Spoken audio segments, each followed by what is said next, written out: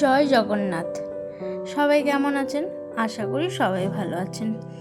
আমি আজকে আবার একটা নতুন ব্লগ ভিডিও নিয়ে আমি আপনাদের সামনে হাজির হয়েছি। এই রকম ব্লগ ভিডিও হয়তো এর আগে কখনো আমার চ্যানেলে দেখেননি। এটা হচ্ছে উল্টো রথের দিন আমি গিয়েছিলাম নর্থ কলকাতা শ্যামবাজার। তো সেখানে গিয়ে একটা শোভাযাত্রা দেখতে পাচ্ছেন মানুষের লোকজন, এত ভিড় দেখে মনে হচ্ছে না একটা বিশাল শোভাযাত্রা। আর সবারই হাতে নয় রাধা কৃষ্ণা নয় গোপাল নিয়ে যাচ্ছে, আর প্রচুর মানুষ। কি দেখে মনে হচ্ছে এটা কিসের শোভাযাত্রা? এটা হচ্ছে রথের শোভাযাত্রা। আসলে আজকে ছিল রথ না, উল্টো রথের দিন হচ্ছে জগন্নাথ দেব মাসির বাড়ি থেকে নিজের মন্দিরে রিটার্ন করছেন। তো নিজের মন্দিরে যে ফেরত আসে সেই যে মুহূর্তটা একদম অসম্ভব সুন্দর একটা মুহূর্ত। আর বিশাল বড় একটা রথের দড়ি দেখতেই পাচ্ছেন, সবাই রথের দড়ি টানবার জন্য দাঁড়িয়ে আছে। আমার হাজবেন্ড আর আমি বাইকে করে গিয়েছিলাম একটু শ্যামবাজার কাজের জন্য। তো সেই জন্য আমার হাজবেন্ডও এই সুযোগে একটু রথের দড়ি টেনে নিল। তো আজকে এইটা দেখে হঠাৎ খুব মনে হলো একটু জগন্নাথ দেবের কাহিনী নিয়ে কিছু একটা বলি। তো জগন্নাথ দেব হচ্ছে জগতের নাথ। জগতের নাথ, তিনি গোটা জগৎ জুড়েই তার বিরাজ, তাই তো। জগন্নাথ দেবের কাহিনী মূলত উড়িষ্যার পুরীর জগন্নাথ মন্দির এবং রথযাত্রা উৎসবের সঙ্গে সম্পর্কিত। এটি বিষ্ণুর একটি রূপ। ভাই বলরাম আর বোন সুভদ্রার সঙ্গে উনি পূজিত হন, তাই তো।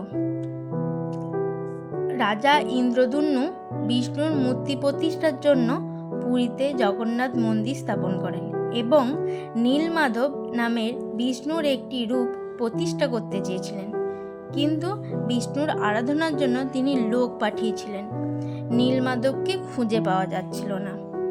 একদিন রাজা স্বপ্নে দৈববাণী পান যে সমুদ্রের ধারে একটি কাষ্ঠখণ্ড ভেসে আসবে, আর সেই কাষ্ঠখণ্ড দিয়ে প্রভু জগন্নাথ দেবের মূর্তি প্রতিষ্ঠা হবে। আর তার সেই কাষ্ঠখণ্ড দিয়ে তৈরি হয়েছিল জগন্নাথ দেব, বলরাম আর সুভদ্রা।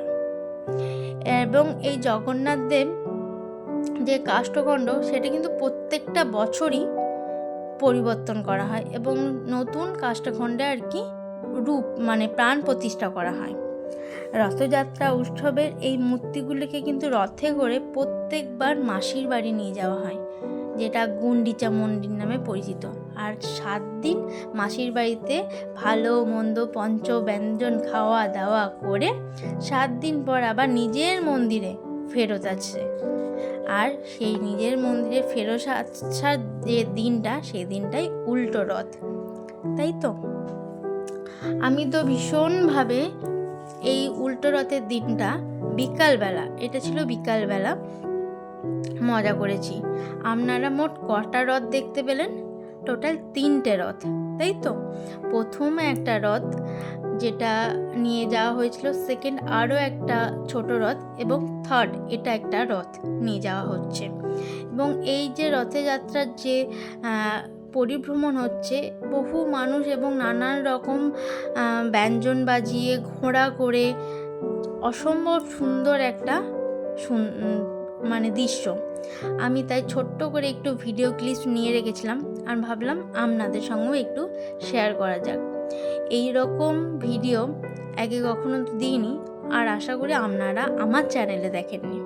কেমন লাগলো সেটা অবশ্যই লাইক, কমেন্ট আর শেয়ারের মাধ্যমে জানাবেন। আর সবাই একটু জয় জগন্নাথ বলে কমেন্টে জানাবেন। আপনারা ভিডিও কিন্তু খুব একটা দেখছেন না। আপনাদের কাছে আমার তীব্র অনুরোধ, সবাই একটু ভিডিওগুলো দেখুন এবং যদি খারাপ ভালো কিছু লেগে থাকে সেটা কমেন্টে জানান। তার সঙ্গে অবশ্যই লাইক কমেন্ট করতে ভুলবেন না। আর এই যে দেখতেই পাচ্ছেন কি সুন্দর একটা গোপাল বসে আসছে, জয় গোপাল, আমাদের মন ভরে যাচ্ছে। এরপর সর্বোপরি আমাদের কিন্তু এখনও রথটা দেখা হয়নি। এতক্ষণ ধরে আমরা শুধু শোভাযাত্রাটা দেখে গেলাম। কারণ ব্যঞ্জন বাজাচ্ছিল, রথ নিয়ে যাচ্ছিল।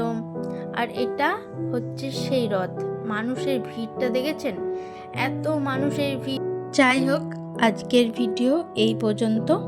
সবাই ভালো থাকবেন, সুস্থ থাকবেন, সাবধানে থাকবেন। আজকের মতন আসি, টাটা।